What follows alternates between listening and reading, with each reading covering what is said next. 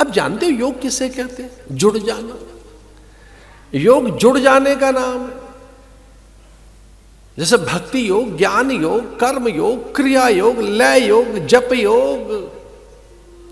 जप में जुड़ जाना जप योग, क्रिया में जुड़ जाना क्रिया योग, भक्ति में जुड़ जाना भक्ति योग, ज्ञान में जुड़ जाना ज्ञान योग। योग माने जुड़ना।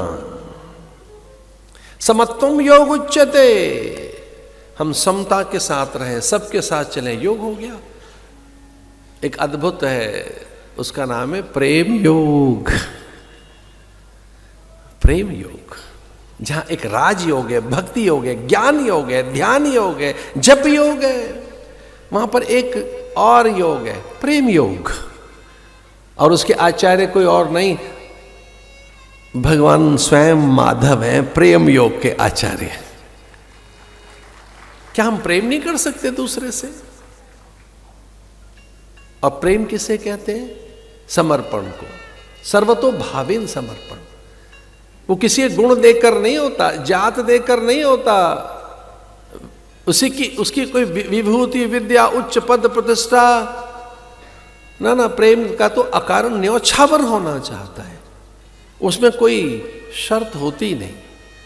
जो बहुत कंडीशनल है उसे प्रेम नहीं कहेंगे, जो सीजनल है उसे प्रेम नहीं कहेंगे। और कुछ लोग ऐसे ही प्रेम तो करते हैं, कंडीशनल होता है, वो बहुत सीजनल होता है, वो वॉलेट के साथ है, वो अट्टालिकाओं के साथ है, वो वाहन के साथ है। पता नहीं किस दिशा में भटक गए कुछ लोग, संबंध बनाकर आए, बेटी के लिए घर ढूंढ के आए, बड़ी अट्टालिकाएं, उनके पोर्च में क्या गाड़ियां खड़ी, और क्या उनका अद्भुत व्यापार है। तो बेटी के लिए, बेटी का विवाह कर रहा है व्यापार के साथ, कई मंजिलों के साथ, उनकी गाड़ियों के साथ, उनके आंगन के साथ। पता नहीं कितना कर रहे हैं उसके पति के साथ उसका विवाह, कितने अंशों में उसके सद्गुणों को ढूंढा है, कितने अंशों में उसके चरित्र और उसकी ऊंचाइयां समझ में आई हैं। वो तो दिखती नहीं है, वो देखना भी नहीं चाहते हम, हमारी दृष्टि नहीं जाती है। हम तो जब बेटी के लिए कुछ ढूंढने जा रहे हैं तो मंजिलें ढूंढ रहे हैं कि हमारी टोपी गिर जाए, इतनी ऊंची मंजिलें हों, ओ हम न गिन सके, इतना बड़ा आंगन, अट्टालिकाएं, वाहनों की लंबी कतार, इतना आर्थिक युग, इतना भौतिक युग, इतना पदार्थ की प्रियता का युग, इसे भटकाया है हमको। हम ट्रैप में आ गए, बुरी तरीके से फंस गए, हम बुरी तरीके से फंस चुके हैं हम सब लोग इस आर्थिक प्रियता और पदार्थ की प्रियता के कारण। हम गणनाओं में उलझ गए हैं, हम बुरी तरीके से, हम इतने उलझ चुके हैं कि वो कैसे ठीक हो। एक है प्रेम योग,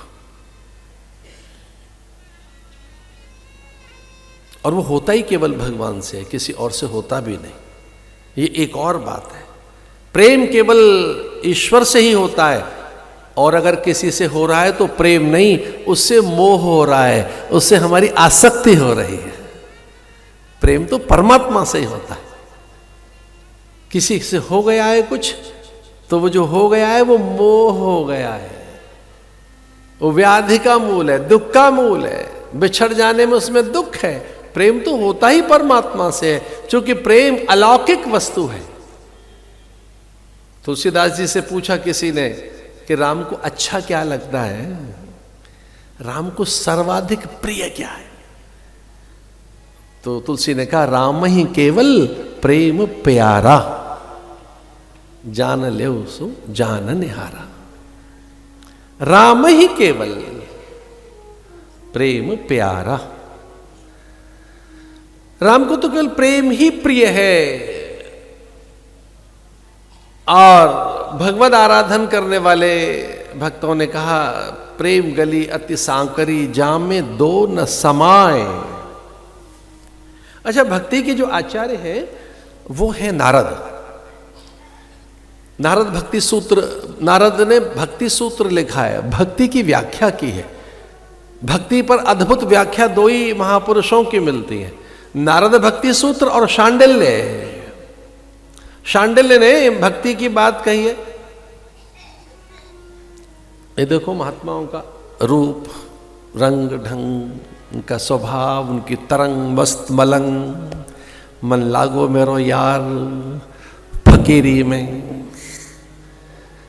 ये डेरे में कथा क्या हो रही है, महात्माओं के दर्शन हो रहे हैं। ऐसा कभी कभी होता है, जो होता है कुंभ के मेले में वो यहाँ डेरे में रोहतक में हो रहा है। कुंभ में होता है ना, अलग अलग अलग दिशाओं से महात्मा आते हैं। आपको अपनी बिरादरी को देख के कैसा लगता है, ऐसे ही मुझे अपने साधु देख के लगता है।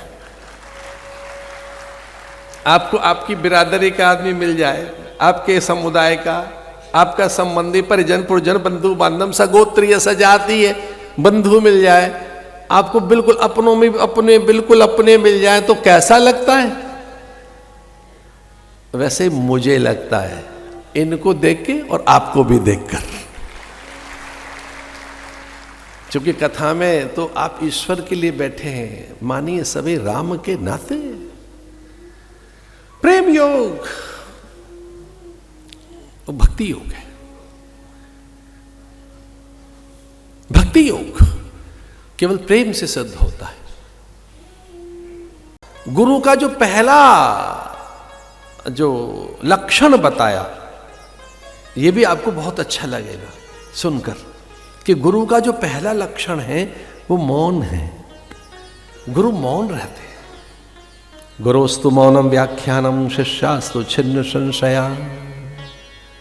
गुरु कहते ही उन्हें जो प्राय मौन रहते हैं, वो बहुत कम बोलते हैं, और अगर बोल रहे हैं तो आपके कल्याण के लिए बोल रहे हैं, आपके उद्धार के लिए बोल रहे हैं।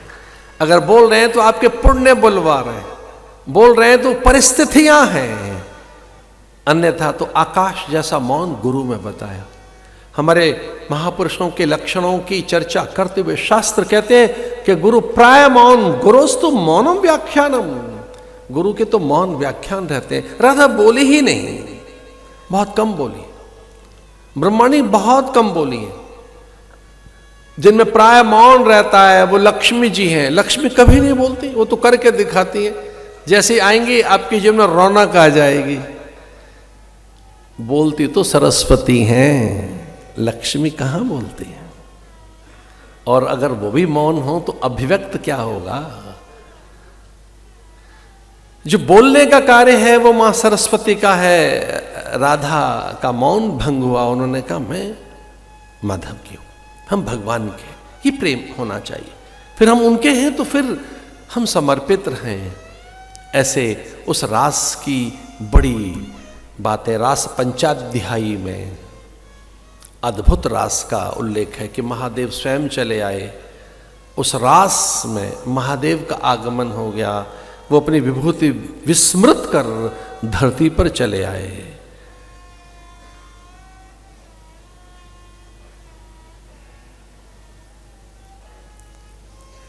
देवांगनाओं को देखा, रमा और ब्रह्मणी को, रुद्राणी को, महदेवियों को। सच इंदिरा जब रास में चली आई, अनुचरी सी बनकर, दासियां बनकर, सेविका बनकर, तो क्या गोपांगनाओं में अभिमान आ गया। बार बार बड़े लोग हमारे द्वार पर आए तो ये उनकी महानता है, ये उनका औदार्य है, यही तो उनकी श्रेष्ठता है कि बहुत बड़े लोग निरंतर हमें सहज उपलब्ध हो जाएं। उनकी कृपा, उनकी संगति, उनका सानिध्य। अगर आपको बड़े महापुरुषों का सानिध्य सहज उपलब्ध हो गया है तो मात्र ये पुण्य नहीं है, उन गुरुजनों का स्नेह है, उनकी उदारता है, ये उनकी विशेषता है। उनका वैशिष्ट्य ही ये है कि वो बहुत सरल होते हैं, पर उनमें तो अभिमान आ गया कि देखो बड़े बड़े लोग तो हमारे द्वार पर ऐसे ही चले आते हैं। दक्ष को जो अभिमान हुआ वो यही तो था। दक्ष का अभिमान क्या था कि देखो लोकपाल, दिक्पाल, यक्ष, गंधर्व, किन्नर, मरुदगण मेरे द्वार पर, मैं जब चाहूं तब मैं सनकादिक का आह्वान करता हूं। सनकादिक मेरे निमंत्रण पर चले आते हैं। और कुछ लोग ऐसे ही कभी कभी देखो रुआब और रुतबा दिखाते हैं लोगों को। एक फोन मारेंगे, अभी बात होगी, लगाऊं फोन, ऐसा लोग कहते हैं। उनसे बात कर रहा हूं। बेचारा एक चौराहे पे खड़ा सिपाही ट्रैफिक देख रहा है, बेचारा धूप में, धुएं में। बेचारा एक सिपाही हमारा जो संविधान की रक्षा कर रहा है, एक सिपाही हमारा जो कितनी धूप में, धूल में, धुएं में, कष्ट में खड़ा है। उसने जरा सा आपका वाहन क्या रोका, बस यही तो कहा कि जरा कागज दिखाइए, एक फोन लगाऊं अभी, बताऊं मैं कौन हूं। ऐसा न करना। सिपाही नहीं बोल रहा है, भारत का संविधान बोल रहा है, आदर करिए उसका।